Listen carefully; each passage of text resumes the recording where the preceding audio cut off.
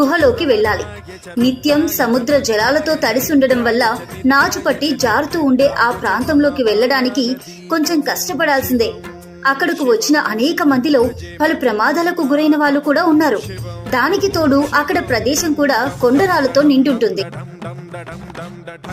అందులోనూ సముద్రం చుట్టూ ఉన్న రాళ్లు పాము పుట్టలను తలపిస్తుంటాయి. సముద్రం ఒడ్డున ఓ చిన్న గుహను తొలిచి ఈ ఆలయం నిర్మించినట్లుంటుంది. వర్షాకాలంలో ఆయన్ను దర్శించుకోవడం అసాధ్యం.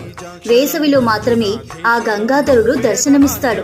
ప్రతిరోజు అక్కడకు వచ్చే పర్యాటకులు శివుడికి బిల్వ పత్రాలతో అర్చిస్తుంటారు. ఓ పండో ఫలమో అక్కడ పెట్టి నివేదిస్తుంటారు.